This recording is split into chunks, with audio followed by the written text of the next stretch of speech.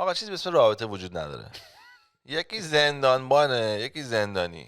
یکی کچل خنگ مثل من، یکی مثل این که ضربه خورده و الان ازدواج کرده. مثلا میگم من هیچ وقت با چک نمیزنم تو صورت النا، حتی یه بار، چون یه بار بزنی دیگه هیچ وقت نمیتونی از این برگردی. من فکر کنم یه چیزی که تو زندگیم خیلی کمبود دارم اون یه پارتنر پایه است. یه همه مردا فردا ببینن یه دختر رو ریش نمیکنه. سلام برعکس یوتیوب، سوالی اختصاصی هستم با کینگرام. امروز اومدیم به خاطر پیغامهای شما راجع به چیز صحبت کنیم. همون چیز، همون رابطه. اون چیز چیه؟ رابطه. من مثلا رابطه اون چیه؟ سلام دوستان، منم رام هستم و توی تورم. برین kingram.com بلیطاتون رو بگیرین. دور آمریکا تور دارم. آره، جز سوالایی که بچه‌ها کردن خیلی در مورد رابطه چیز بود. آره، در مورد چیز و مغزاتون خیلی فاسده بچه‌ها. چی بگم بهتون، واقعا ما دوست داریم اینجا بیایم خیلی بالات انتלקچوال صحبت‌های عمیقی بکنیم. بچه‌ها راست میگن دیگه. ببین آره، اصلا کلا خیلی جالبه. یعنی تو میگی تو بی‌نهایت در مورد رابطه حرف بزنی، از اون کلیشه‌ای که میگن مردا از مریخن، زنا از ونوس. تو کل تاریخ همیشه دیدی که میگن آقا ما هیچ وقت همدیگه رو درک نمی‌کنیم. هزاران کتاب نوشته شده، 1000 تا گاید هست که خود در 5 پله چجوری مخ بزنی، در 5 پله چجوری عاشق بشی، در 5 پله فلان چیکار کنی، در 67 پله چجوری چیز بشی. و عجیبه، یعنی تا ابدم در مورد این موضوع صحبت بکنی هیچ وقت آدم خسته نمیشن. من یه جمله دارم، چیزی که از رابطه فهمیدم، هم جمله خودمه. آقا چیزی به اسم رابطه وجود نداره. یکی زندانبانه، یکی زندانی. میخوای خوشحال باشی باید زندانبان بشی. تموم شد. پس برای تو همیشه از داینامیک قدرت دیگه، همه روابط توش یه قدرتی هستش و تو باید زور اونی باشه که زور بیشتری داره. خب نه دیگه. ببین من اولش فکر میکردم که نه رو عشق و با هم هستیم و میسازیم از این حرفا. بعد خب من به عنوان یه دونه پارتنر توی رابطه خیلی قوی بودم واسه توی رابطه تو سن مثلا 20 سالگی. خب مثلا اون من مثلا 2 جا کار میکردم، بیزنس خودم پول در میبردم، مدرسه‌ام دانشگاه میرفتم. ولی از من خودم گفتی به رفتی 7 سال تو رابطه. خب همین دارم بهت میگم دیگه. من پوینتم دقیقاً همینه. من خب به این یارو خیلی حال میدادم، همه کارو خوب میکردم، اینم باید خب به من حال میداد. اینا حال که نمیداد هیچی. من زندانی هم شده بودم و من اینو نمیفهمیدم. میگفتم خب اگر اون زندانی بشه من میفهمم. میگه آقا یارو داره خرجمون میکنه، نشستیم تو خونه هر هفته داریم میریم مسافرت، برام بهترین وسایل رو میخره، گرونترین لباسا رو برام میخره، بهترین مهمونی‌ها میرم، با خفن ترین آدما دارم میگردم. اوکی، من قبول میکنم که زندانی این یارو باشم که این همه سرویس بگیرم. من سرویس ها رو میدادم و زندانی هم بودم. گفتم این چه مسخره بازیه. بعد گفتم که این یارو آدم عوضیه. رفتیم طرف بعدی هم باز همین عذاب در اومد. طرف سوم چه اتفاقی داره میفته اونجا؟ نمیدونم. یه چیزی ترکید انگار تو آشپزخونه. خب کجا دستان بودی؟ که زندانبان بودی و خرجارم، یعنی نبودی، یعنی هم خرجارم تو دادش میدادی و آره. بعد فهمیدم که اینجوریه. دفعه بعدی هم همین داستان شد. بعد فهمیدم که آقا من وقتی که میام صاف و ساده باشم، میام مثلا بگم که بیا با هم بریم جلو، دیدم من همیشه زندانی میشم. چون طرف نمیاد صاف و ساده بریم جلو، طرف همیشه میاد میگه او چرا این راه برم به زندانی برسم، زندانبانی برسم، زندانی آخرش زندانبان میشه. با النا که دوست شدم گفتم آقا من میخوام زندانبان باشم. اگه یه روزی دعوامون شدم جدا شدیم، میگم حداقل زجر نمیکشیدم. اگه ساعت 4 صبح خواستم باشم تلویزیون نگاه کنم، بلند نگاه میکنم. اگه رفیقام تو اتاقم ساعت 2 صبح زنم خوابه، خب خوابی که خوابی، چیکار کنم؟ اتفاقی نمیفته دیگه. داستانش هم خیلی خنده داره. میام خیلی جواب تبریک، ولی اول پاشو دیدی، بعد تو که بعد بقیه چیزاشو دیدی. اول روزی که دیدمش نکردم. اونم خودش جالبه. جلوتر میخوام در مورد این صحبت کنم که معیارهای زیبایی که فرق میکنه توی دنیا چی ان و چی باعث میشه که آدما به یه چیزی علاقه پیدا کنن. ولی در چارچوب همین بحث این رابطه، من با یه دوست روانشناسم چند پیش پادکست داشتم، خیلی اپیزود خودی برین گوش کنین، با یه دوستم میلاد حاجی زاده در مورد رابطه و اینا هم صحبت کردیم و من همش برام سوال که آقا رابطه باید آیا یه بازی شطرنج باشه یا نه؟ میدونی، چون یعنی همیشه باید یه فکر کنی چند قدم جلوتر، چون از این طرف یه موقعی آدم که وقتی خیلی لخته و صاف و صوفه فکر میکنم خب این رابطه باعث میشه که ما هم جفتمون آسیب پذیر باشیم و سالمتر میره جلو اگه خیلی با هم لخت باشیم. نه، بعضی وقتا آدمای تخمی هم از نقطه‌های ضعف هم دیگه سوء استفاده میکنن، تو سر هم میزنن یا ابزاری برای سرکوب استفاده میکنن. خب خودت تو چجوری میکنی؟ یعنی همیشه فکر میکنی این تا ابد یعنی همچین بازی هستش این؟ خب ببین اگر طرفت آره اینجوریه شاید مجبوری تو هم باش بجنگی همین کاری که تو داری کثافت کاری. خب ولی من رابطه‌های قبلیم اینجوری بود که اونا از نقطه ضعف‌های من استفاده می‌کردن ولی من از نقطه ضعف اونا استفاده نمی‌کردم و اتفاقی که میفته بعد چند وقت من انقدر دیپرشن میگرفتم و باور می‌کردم نقطه ضعفمو، من احساس می‌کردم که من چاقال رابطه‌ام. یعنی اینو روانپزشک به من گفت، حرف من نیست. گفت این مثالی که بود گفت شما وقتی ما رابطه شروع کردین تو اینجا بودی، دختر اینجا بوده، بعد چون تو به این دختر حال دادی خودشو اینجا میبینه، میگه بعد حتما من اینجام که دارم حال میده دیگه، بعد تو بیشترش حال میدی خودش تو بالاتر میبینه، بعد تو اگه این موضوع رو قبول کنی تو میشی چاقال داستان، اونم سوار تو میشه. این حرف روانپزشک بود که به من زد، گفت اتفاقی که افتاده بود با دختر 7 ساله با اون اینطوری بود. ولی مثلا با النا من نمیام بگم مثلا تو این ضعفو داری اون ضعفو داری، تو سرش نمیزنم، ولی مثلا میگم اگر ساعت واقعا این مثال واقعی ساعت 3 صبح داشتم فیلم نگاه می‌کردم صدای بلند و بلند شد گفتش که من خوابم نمیبره. بعد من قشنگ رابطه قبلی وقتی اتفاق افتاده بود گفتم که راست میگی، صدای کم کرده بودم یا خاموش کرده بودم. بعد اتفاقی افتاده بود من نمیتونستم فیلم نگاه کنم شبا. بعد اون شب برشم بلند گفتم که به چپم که خوابت نمیبره، من وسایل گلم اینجاست، تلویزیونم اینجاست، همه ستاپم اینجاست، من نمیتونم جای دیگه برم این ستاپ کنم، ولی تو خونه 3 تا اتاق خواب خالی هستش، میتونی تو بری اونجا بخوابی. پس این ولی اون مهمه که آدم یعنی با قاطعیت توی یک پوزیشنای یا اون جایی که مثلا باور داره برای سلامتی روح و روان خودش. آره فرق نمیکنه دختر پسر هر کی توی رابطه، آقا میگه من میخوام اینجا توی این فضا این راحتی داشته باشم. این منطقی هم نیست معمولا. منطقی نیست. یعنی مثلا تو دوست داری مثلا میگه آقا من دلم میخواد این اتفاق بیفته، یا مثلا خواهر من صبح که خواب بلند میشه میگه 2 ساعت کسی نباید حرف بزنه. آره ببین کلا به نظرم تو رابطه نمیشه خیلی شل کرد. من با امید این که مثلا همه چیز خودش اوکی بشه، نه باید حالا میگم بازم فرق نداره که تو مرد یا زن یا هر که تو قدرتمند رابطه یا هر چی، اصلا فرقی نداره. یعنی به نظرم اون مهم، خیلی مهمه که آدم بتونه با قاطعیت حداقل بگه که چی میخواد چی نمیخواد و توی موقعیت خودش قرار بده که مثلا آقا بریم امروز این برنامه رو چیدم. داستان اینه بعضی وقتا خب آدم دوست داره هیجان، سورپرایز شدن و اسپانتینیتی که تو لحظه ای آدم اتفاقای بیفته و اینا، ولی فکر میکنم که شاید من بدترین آدم میگم از چه آدمایی هم واقعا کمک رابطه مردم میخوام بگم شما دو آدم رابطه یکی کچل خنگ مثل من، یکی مثل این که ضربه خورده و الان ازدواج کرده. یعنی ولی چه میدونم اینو داریم تجربه خودمون رو داریم در میون میذاریم دیگه. من فکر میکنم بعضی وقتا آدما دوست دارن یه احساس امنیتی بکنن توی رابطه.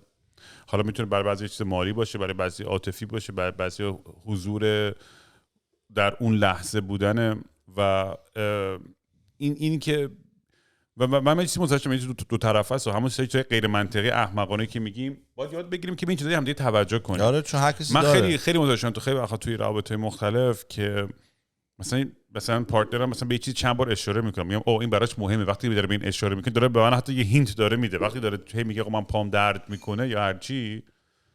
ولی از طرفی هم بعضی وقتا احساس میکنم که بابا مثلا پات که نشکسته، مثلا میگه چرا تو حال پامو نمیپرسی، میگم بابا پات مثلا 20 روز پیش یه چیز انقدی سر سوزن شیشه رفت توش، نه تو توجه نمیکنی اصلا. من و بعضی وقتا خب آدم گیر میکنه تو این دنیایی که خب من چه مقدار با توجه کنم، چه مقدار با حواسم باشه و برام میپرسم میگم بازی شطرنج و این بعضی وقتا تو واقعا چون مردا مغزشون خیلی خنگ‌تره. من همیشه اینو گفتم تو یه پخ کنی رو آبش میاد. زنا خیلی کمپلکس تره، هم از لحاظ ارگازم، از لحاظ ارضا شدن و هیجانی که پیدا میکنن توی پارتنر پیدا کردن، که از آمارم این ثابت شده دیگه تو روابط. اینو میگم 1000 بار گفتم، شما برین مقاله‌اش هم هستش که تمام ریسرچی که از توی تیندر و بامبل و همین آنلاین مردا همه رو میزنن راز 1 تا 10 براشون اون چاق و لاغر و زشت و خوشگل اصلا فرقی نمیکنه. یارو اصلا میگم دبیرستان من پسر میزدم چی میگه میزنه بالا دیگه هیچی نمیفهمه دیگه اصلا. و ولی مثلا زنا تو انتخابشون مثلا یعنی خیلی قدرت بیشتری دارن و کلا دیتینگ هم تو دنیای مدرن دیگه بالای 80% دیگه آنلاین شده. بیشتر شاید با بیشتر باشه، ولی قدیما مثلا تو سر کار میرفتی یا بین دوستات یکی رو میدیدی میرفتی کافه یا فلان، حتی میگم نایت لایف بار و ونیو و این چیزا هم خیلی کم شده. در نتیجه تو توی موقعیتی قرار میگیری که الان خیلی قدرت بیشتر دست زناست از لحاظ انتخاب. میدونی خیلی خیلی رابطه یه جوری میشه که مردم خیلی فاکتاپ میشن و احساس میکنن که آقا من چی ندارم فلانو و شروع پرخوش کردن به زنا به خاطر احساس کمبودی که میکنن، نمیدونن چجوری دیل کنن با این داینامیک و میگم خیلی پیچیده شده دیگه. من جو بعضی وقتا احساس کنم خب من خودم که خیلی خوشبخت بودم و خیلی شانس زیاد آوردم، ولی برای کسی دیگه ای که شاید مثلا معروف نباشه یا چون وضعش خیلی خوب نباشه دوست داره همیشه من سون آقا من با چیکار کنم، مثلا حالا حرفای کلیشه همه میزنن آقا مثلا اعتماد به نفس باشه تو پوست خودت راحت باشه اینا، ولی خب یه سری فاکتوری هستن که ماورای این چیزان، یعنی که تو اون مکان و موقعیت اجتماعیته که خیلی تاثیر میذاره توی. ولی به نظر من یعنی حداقل ترین کاری که آدم میتونه بکنه که به روز باشه از لحاظ مثلا فرهنگ و سیاست و علم و ولی مطالعه داشته باشید، حتی حرف داشته باشید، همین بزنید هر چی تو بیشتر بتونید در مورد چیزای مختلف حرف بزنید، به جای که برید توی دیت بشینیم مثل سیخ خر همینجوری حوصله‌ات سر بره و هیچ حرفی نداری برای زدن. این برای من اتفاقا الان من چون رابطه فیزیکی خیلی زیاد دارم و احساس می‌کنم رابطه مغزی خیلی کمتر دارم و مثلا الان با یه دختری هست که اونور دنیاست اصلا ندیدیم همدیگه رو و ولی انقدر با هم حرف میزنیم و ارتباط برقرار برای خودم خیلی جذابه، یعنی چون دیگه خب مثلا انقدر دیگه داشتم مثلا آدم یه جایی میگه نه یه رابطه زیر عمیق‌تر میخوام، یه چیزی که بیشتر از 5 بار و میدونی آدم دنبال یه چیزی میگرده که خب میخوام یه ذره عمیق‌تر باشه و اون که بتونی با آدم دیگه بتونید مغز همدیگه رو قلقلک بدین خیلی حال میده. برای خیلی هیجانی داره که چون هرچی پیرتر میشین خودم دقیقاً گفتید که دوست داری تو این خونه همینجا راحت‌تری و اگه رفیقاتم دوست داری بیاری اینجا. آدم هرچی سنش میره بالاتر میبینی که واقعا من فکر کنم یه چیزی که تو زندگیم خیلی کمبود دارم اون یه پارتنر پایه است که اگه با اونم بدون بهترین دوست باشه اتفاقا باشم بتونی هم داشته باشه که چه بهتر. آره. یه همچین پایه‌ای تو زندگی چون منم هستم این خواستی ها قربونت برم من اومدم دفعه دوم و این قضیه یه جوریه که من احساس میکنم که چون آدما هم بزرگ میشن اون رفاقت بچگی و اکیپیکی که داریم هنوز من تو همیشه میگیم دوستون دوبارمون شلوغ باشه، ولی منظورم اون صمیمیت و هر کی خب میره دنبال زندگی خود دغدغه خودش افسردگی خودش هدفها و انگیزه های خودش خیلی سخته همه رو دیگه جمع کردن تو یه جا دور هم دیگه مثل اون حالتی که توی سن جوان تری میکنه. و من یه رمانتیسیسم و یه ایدئالگرایی داریم که همیشه نه آقا منو بهترین رفیقام همیشه تا آخر عمرم با اینجوری نیست واقعیت. نه اصلا تقریبا هیچ وقت اینجوری نیست. آره ولی اون یه پارتنر رو تو میتونی پیدا کنی که باش بتونه همدم تو هم سفر تو باشه تو همه این چیزا. الان قشنگ برای من النا هست، یعنی من بعضی موقع فکر میکنم الان دارم هفته یعنی ماه دیگه دارم میرم وگاس، النا رو نمیبرم تنها دارم میرم. این دفعه گفتم خیلی دختر زیاد بود. هپی اندینگ حق داری بگیری یا نه بریم ماساژ یا چیتینگ حساب میشه؟ وگاس نداره جای خوبی، یعنی مثلا وقت طرف کنی وگاس فقط باید بری گمبل کنی بخوری بخوابی، یعنی اصلا بیرون لازم نیست بیای از این سه تا. خب داری تنها میری؟ واقعا ناراحتم که النا نیست، یعنی هر آدم دیگه تو پوزیشن هم بود واقعا خوشحال بود، یعنی میگفت نه شاید الان مثلا یه دور میگه، ولی من خودم پشت ذهنمو میدونم گذاشتم میگم که خب صبح بلند میشم بعد تمام آپشن بود که با النا جوری خب النا نیست، خب غذا که من نمیخوام به خاطر النا میریم غذا میزنیم، گمبلم که من انقدر صبح زود حوصله ندارم برم اونم به خاطر النا که میریم، خب پس اصلا میمونم تو اتاق یه فیلم نگاه میکنم. بعد جو بودم خب بچه‌ها دارم میرم وگاس، میدونی چی میگم، قشنگ زندگیم دیگه خیلی وصله به النا، خوشیم با النا کاملا مچه. این خیلی خفنه، یعنی انقدر باحالی داره، انقدر ریلکسیشن واسه آدم داره که من اگه فکر میکنم اگه مثلا اینو نداشتم چقدر حیف میشد. یعنی من روزی 2-3 بار از النا تشکر میکنم که تو زندگی من هست. حالا این طبیعتمه. اون داستان شطرنجی که گفتی هم همیشه بازی میکنم با النا، با یه سری آدما، یکی دختره، یکی پسره، یکی زنت یا شوهرت. با این سه تا کاراکتر تو نمیتونی یک سری کارا رو حتی یه بار انجام بدی. اون احترام هستش که جلوی مشفی همدلی همیشه با میسی گور پدر مشفی همدلی. اون احترام رو باید تو خونه داشته باشی روی این آدما. مثلا میگم من هیچ وقت با چک نمیزنم تو صورت النا حتی یه بار، چون یه بار بزنی دیگه هیچ وقت نمیتونی از این برگردی. میدونی اگه مثلا عصبی بشی میتونی بگی بابا گوش بده حرف من، خب از این میتونی برگردی. ولی اگه بگی تو نمیفهمی چق دیگه تا آخر عمرت مثل که مثلا میگه من یه بار یکی رو کشتم بابا، حالا 10 سال پیش بود دیگه، یه چیز دیگه میچسبه دیگه، نمیتونی ازش جدا بشی. توی رابطه خیلی مهمه که این یه باره هیچ وقت اتفاق نیفته، خیلی مهمه، چون یاد بیفته دقیقاً مثل اینه که یه دونه صد و یه بار یه سوراخ بکنی، یه دونه و خیلی وقتا تو اون اوج عصبانی دیدی همیشه یهو داغ میشه، دعوا بدتر میشه، هی میره بالا تو بالاخره اون چیزی که نباید از دهنه که در میاد. آره بعد اصلا دعوا میشه راجع به اون. آره. دیگه دعوا اصلا فراموش میشه. او پس تو اینجوری فکر می‌کردی راجع به من اون فلان. و اینو من خیلی، حالا من از طریق زیباییش میگم، مثلا میگم دخترها براشون مهمه به خودشون میرسن، چون دختر وقتی صورتش رو نقاشی میکنه مثل دلقک، به خاطر اینکه دلقک باشه نمیکنه این کارو، میخواد داره خودش رو میکاپ میکنه که تو نگاش کنی بگی جون.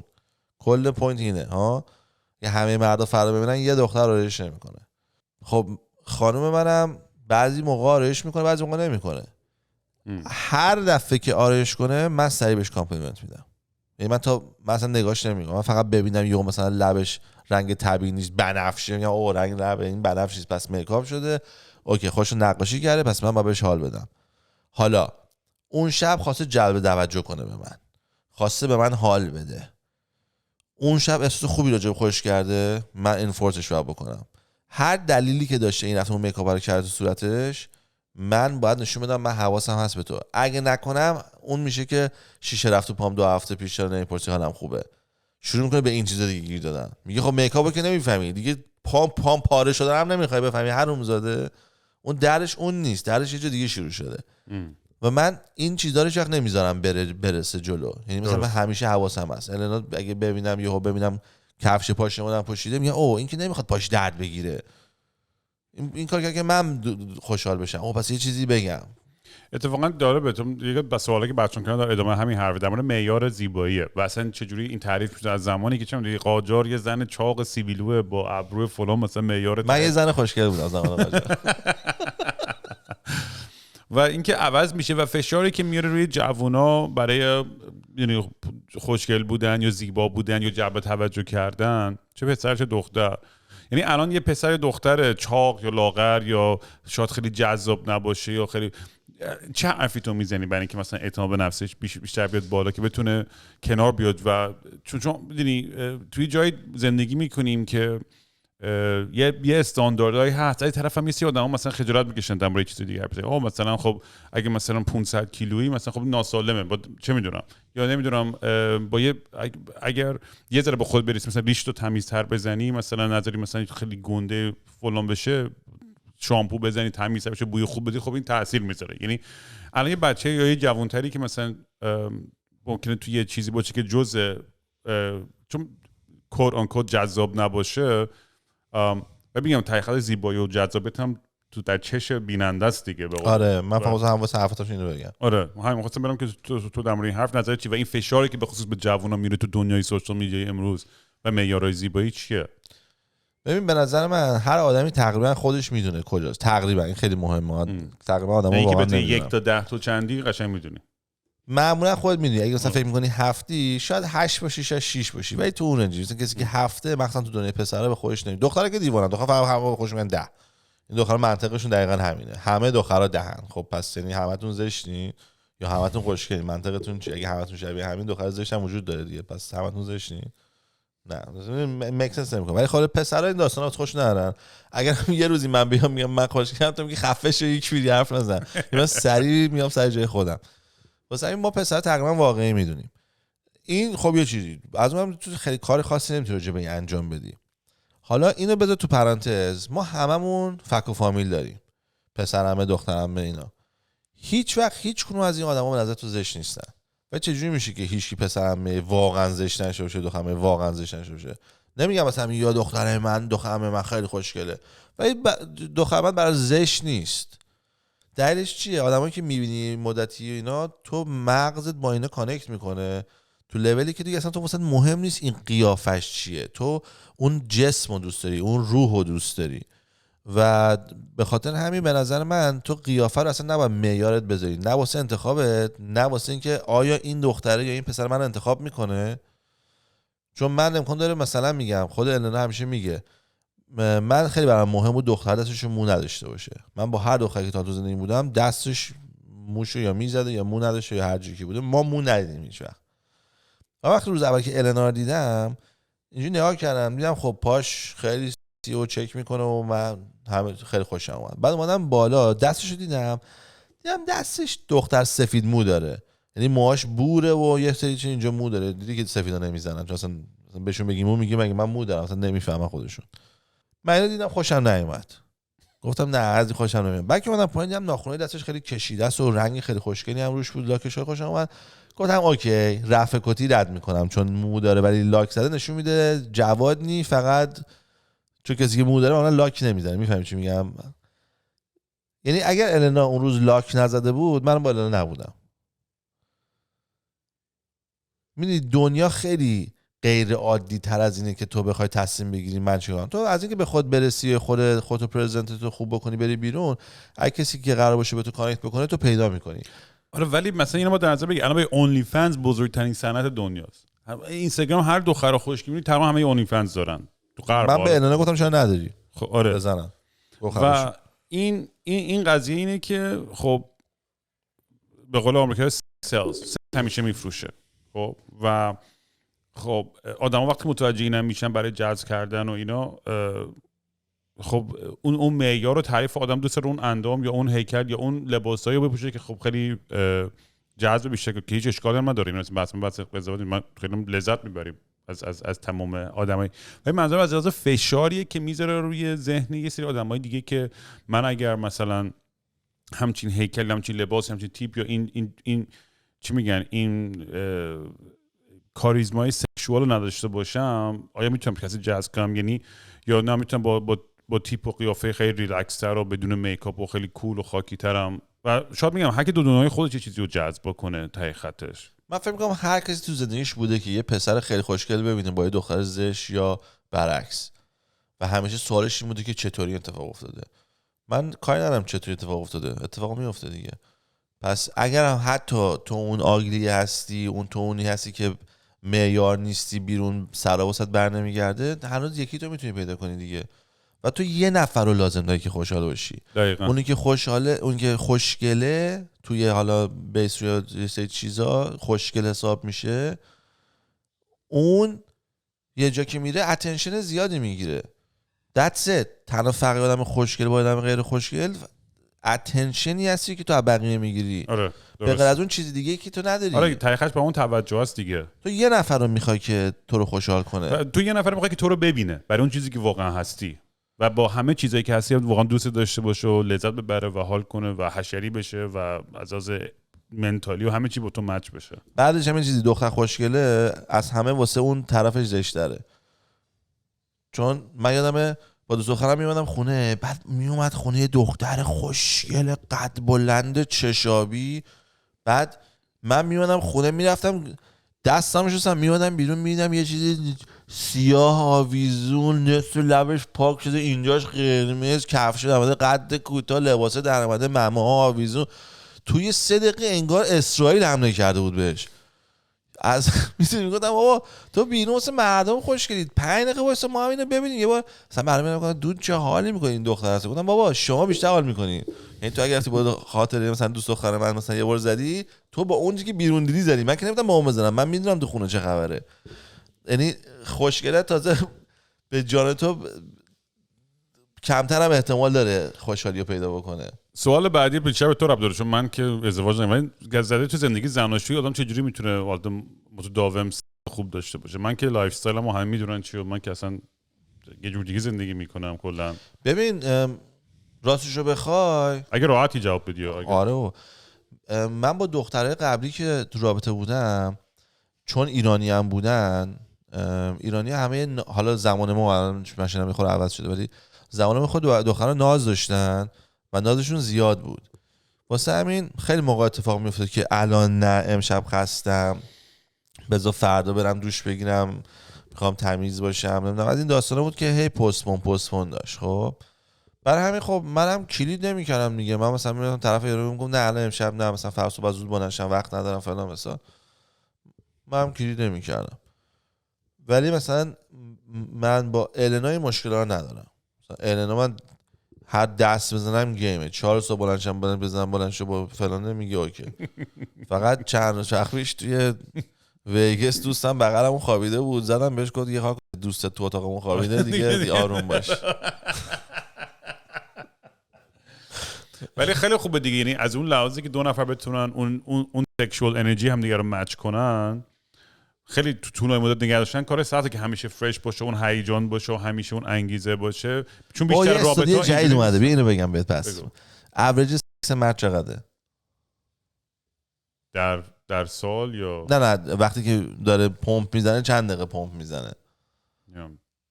10 دقیقه، یه رو 3 دقیقه تا 7 دقیقه این اوریج مرده. حالا زنا چقدر دوست دارن داشته باشن؟ چقدر دوست دارن یکی پمپ بزنه؟ 30 تا 40 دقیقه. زیر 100% زیر 15 دقیقه. نه بابا. آره. مثلا این آمار رو دیروز داشتم میخونم، اومده بود بیرون داشتن میگفتش که آمار جدید در آوردن استادی فلان بسا.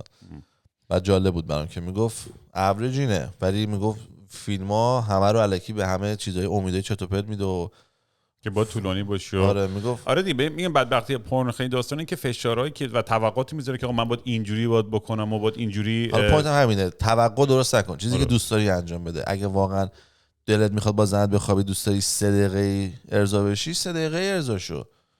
چون اگه تو هر دفعه میخوای به صدام و هیتلر فکر کنی، تو همون چون که 3 دقیقه رو بکنی 6 دقیقه ریدم تو این رابطه. وای پس تکنیک تو اینو برای که دیر بیای. دختره زده بود که 5 دقیقه تا 10 دقیقه قبل از اینکه بخوام بیام بهترین و آرومترین لحظه زندگیمه، به هیچی دارم فکر نمی کنم، دارم فقط لذت دنیا رو میبرم. و یه پسر زیرش زده بود پسر اون 5 دقیقه آخر فقط دارم به هیتلر و مادر بزرگ دوست صمیمیشون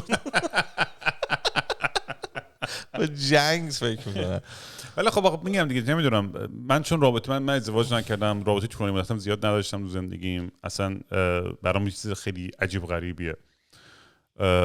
و خب تو این پروسه همش یه نیمچه هانیمون فیزم دیگه با آدما، و اون خب تو اون پروسه هم من عاشق اون بازیای فور پلی ام و تمام اون بیلد اپ و اون هیجانش، میدونی اونم شاید به اون اعتیاد پیدا کردم یه جورایی، میدونی برای همین مثلا اون کانسپتی که آقا فقط بزنم و پاشو زن آیندهش حتما رو چیت میکنه شک نکن.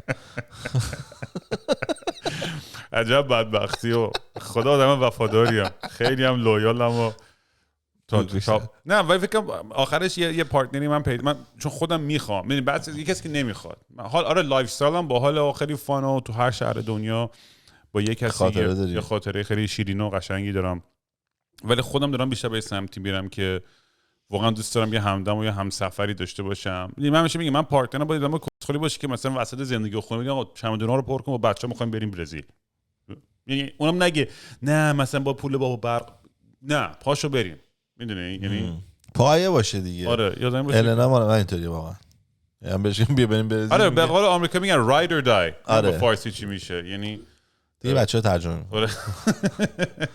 ولی سوال آخرم که ازم پرسیدن زمانی من قبل از اینکه تمامش کنیم، یکی گفت آقا چرا سویل انقدر میرینه به دختر ایرانی؟ آقا چه مشکلی با دختر ایرانی داری؟ یکی از اینو پرسیده. به خدا من مشکلی ندارم، من فقط اخبار رو دارم میگم. یعنی من خودم بود بگم که من به خدا الان که تمام فوشا کامنت ها کانتروورسی، من خدا همیشه میگفتم، من همیشه کسی بودم که طرفدار دخترها بودم، همیشه میگفتم پسرا نامردن، به دخترها زور میگن، نمیدونم دخترها همه کار میتونن بکنن مساوی. من همیشه از این حرفا میزنم، نه که بگم عوض شده، هنوزم میزنم. ولی وقتی توی بازی زندگی رفتم جلو، من چون دوست باز بودم، هر کسی یه چیزی تو زندگیش داره، یکی شطرنج بازی میکنه، یکی بسکتبال میزنه، من دوست باز بودم و آدمی هم که فضولم. وقتی الان میدونه وقتی میشینم همه چی میپرسم، چقدر پول در میاری، چقدر طول کشید، این چی گفت، وقتی کشیدی پایین فلانش چه رنگی بود، بستنی بود آروم باشید پوستش میدونی همه چی رو میپرسم و چون که روی این حساب یه آماری از زندگی آدما دارم و یه عدد زیادی بالای 95%، نه مثلا نس بعضی سالا اینوری 30%، بعضی سالا اونوری 70%، نه همیشه بالای 80-90% از دوستای من تو رابطهشون کاملا ناراحتن، یعنی آن هپی. یعنی اونا که چون میگم اینجا طرف مسیجایی که زده من دقیقاً مربوط به دختر ایرانی بود. تو داری در مورد دختر کلا صاحب میگی ناراحت بودن یا دختر ایرانی ناراحت بودن؟ خب من ترجمه با دختر ایرانی، حرفم با دختر ایرانیه. من نمیدونم کالچر ژاپنی چه ریختیه، دختر ژاپنی هم نداشتم. البته دختر ژاپنی دارم ولی دوست دختر چه باحال دختر گوشم موکو امروز اینجا چیز شد. ولی من چون دختر ایرانی، چون من آدینسم دختر ایرانیه و من دختر ایرانی رو دیدم. حالا از اون ور اینجا وقتی که مثلا تو تیک تاک بعضی موقع میبینی میپرسه مثلا تاکسیک ترین دختر کجاست، خیلی‌ها میگن ایرانی. یعنی مثلا یارو مثلا ژاپنیه یا مثلا کاناداییه، اینا میگه آقا من دوست ایرانی هم دهن سرویس میکنه، یک ضرب قور میزنن، توقع بالا، هیچ گویی نمیخورن. بعد خودت تو میبینی که اوه پس من فکر کردم فقط رو ما اینطوریه، نگو پس کلا بقیه همین نظر رو دارن. خب این یه طرف. از اون من الان دوست دختر ایرانی ندارم. خب فکر نمی‌کنی بخاطر اینکه یه مکانیزم دفاعی چون با مردای تاکسیک و لش با دیل میکردن کل عمرشون، این اصلا من با دلیلش کاری ندارم. دلیلش اینه که بابای ما همه ان بودن، قبول. ولی ریزالتش اینه که الان دخترا اینطوریان دیگه. من میبینم، من مثلا میگم من هیچ وقت نمیشه که نشسته باشم بعد تلفن دوستم زنگ بزنه بگه آخ جون زنم، هیچ وقت آخ جون رو من تا نشینم، یا مثلا خوشحالی ببینید تو صورتش. حالا میگم کسی نمیگه آخ جون فیلم سینمایی نیستش، ولی خوشحالی ببینید. ولی این یکی رو خیلی دیدم. من خیلی دوستام دیدم که زن دارن، حالا بیشترش هم خب ایرونیه. خیلی از اینا خیلی وقت به من میگن رام مثلا فلان شهر منو با یکی وصل میکنی، میگم زن و بچه نداری، من خوشحال نیستی تو زندگی خودت، میگن راضی نیستی. همون دیگه اونم میبینم. از یه طرف ولی همون آدم خیلی منو قضاوت میکنه که آقا تو همش لشی و فلان. بعد از اون ور من مثلا یواشکی مسیج میزنه آقا برای من یکی جور میکنی، میگم بابا کدومی یک. بعد دو مثلا از اخلاق عمرم من همچین کاری بکنم، مثلا دوست ندارم مثلا به زندگی دیگران هیچ چیزی بکنم، خدشه‌ای وارد کنم یا مثلا به من رابطه اون خود تصمیم خودت مرد بزرگ کسی برو آگاهانه اینو راست میگه، به منم گفتن. ولی آره دیگه، یعنی نمیدونم، یعنی من فکر می‌کنم خب تو همه خوب و بد هست، چیزی گیر بدیم به یه فرهنگ خاص. نمیدونم شاید ما ترجمه‌مون خوب دختر ایرانی میگم نه من دختر خارجی هم داشتم، شاید خاورمیانه است، مثلا چه میدونم من مثلا با دوست دختر عربم داشتم، شاید یه چیز خاورمیانه‌ای فرهنگیه. یه توقعی هستش که مثلا توی خاورمیانه شاید فکر کنم بیشتر باشه از این که بعضی وقتا مثلا همین برنامه‌ای که داشتین که 90 دی فیانسه بود، کدوم اون که لخ بودن یا لخ نبودن؟ یکی بود که لخ، این برنامه‌ای که اینو الان نگاه میکنن عالیه. یکی بود دیتینگ شو همه لختن. آره پشمام میخواد امروز اول ما پیداش کردم.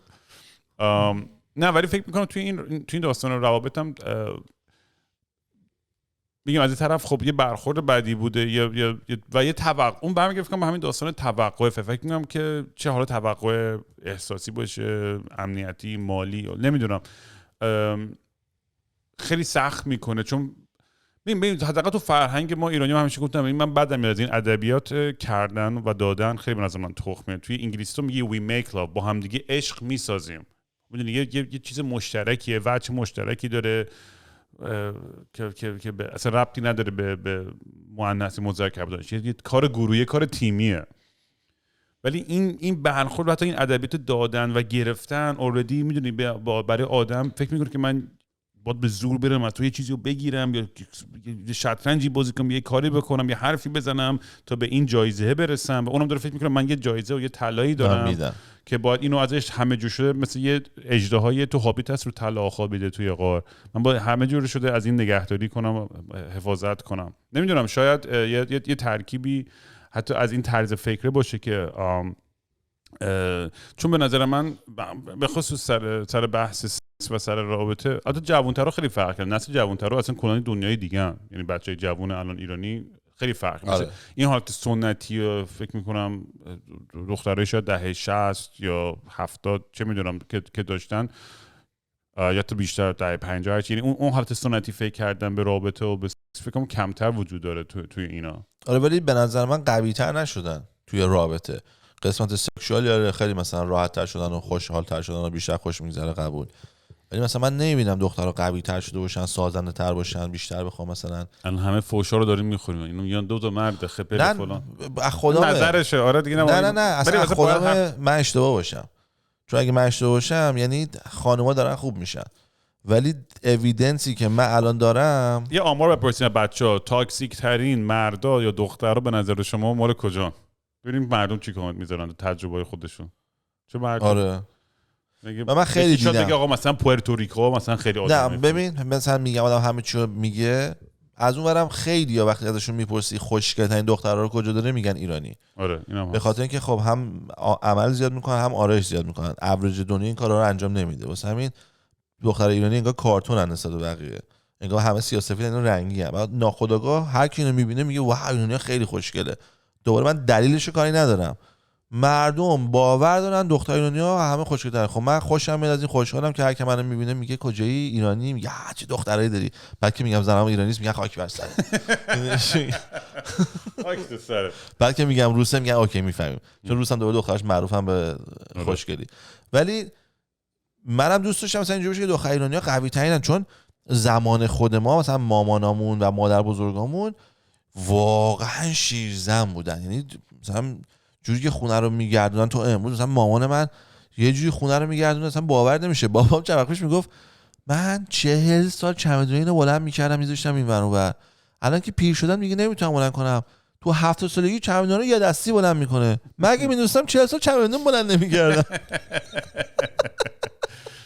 نمیدونم، برای من تهش سوال دیگه که برای اون پارتنر دائمی کسی که باهاش بالاخره بهش برسم، برای من یعنی خیلی مهم نیست برام که ایرانی باشه نباشه، ولی از لحاظ فقط ایرانی بودنش برام چیزی که همیشه سواله اینه که چون اون قسمت مغز آدم وقتی که توی ما با هر زبونی که حرف میزنیم با یه تیکه از مغزمون داریم کار میکنیم و یه تیکه از فرهنگ خودمون رو میاره بیرون. چون تو انگلیسی حرف میزنی یا فرانسوی حرف میزنی یا فارسی حرف میزنی با پارتنرت، اون میدونی خیلی فرق داره. تو الان مثلا پارتنر باش فارسی حرف زدی شد داینامیک یه جور دیگه بود، مثلا میاد میگفت همیشه میگفت سوئیل مثلا انقدر بد دهن نباشه چیز نگو، مثلا النا شد مثلا اونقدر تخمش آقا داری به فارسی فوش میدی مثلا به درک مثلا. آره چون به انگلیسی میگی فوش میدی آدمی هستی، یعنی ولی باید راحت و باید بیشتر خیلی تاثیر وقتی فارسی فوش میدی تاثیرش کمتره. آره بیا آدم خارجی مثلا میگه فلان ننت اصلا واسش مهم نیست، ولی به هر ایرانی تو هر شرایطی تو هر چقدر شوخی باشه بهش بگی فلان ننت یک اپسیلون ناراحت میشه. آره یه دونه میگه آره من سر این کلی کتک خوردم، من متوجه هستم.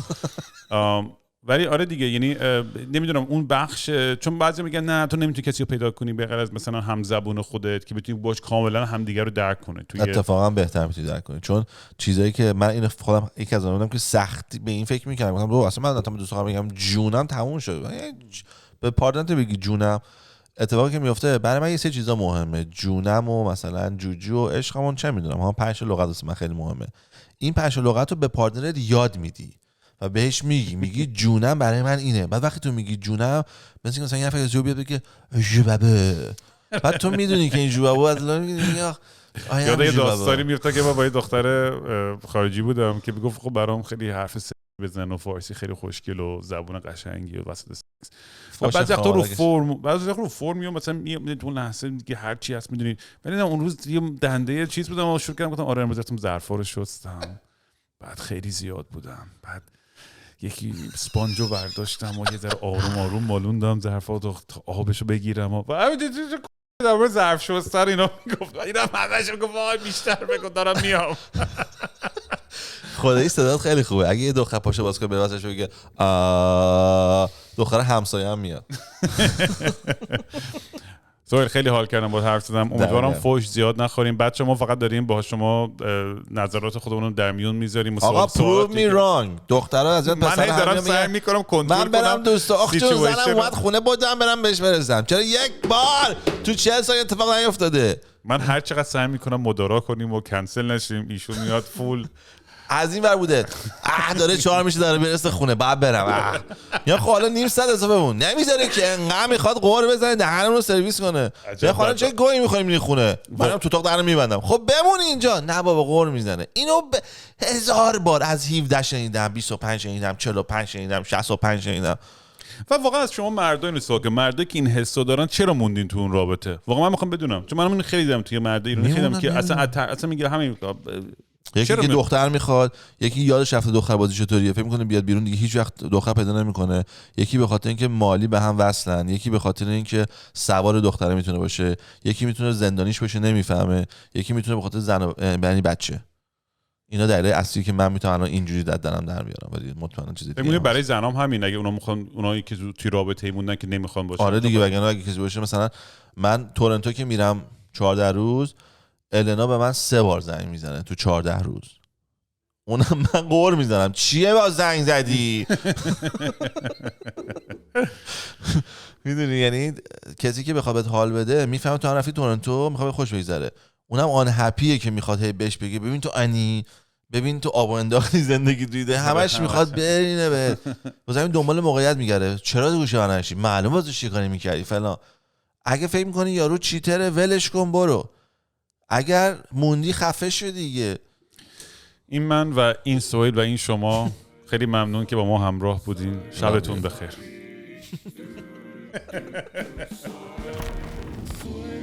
Soy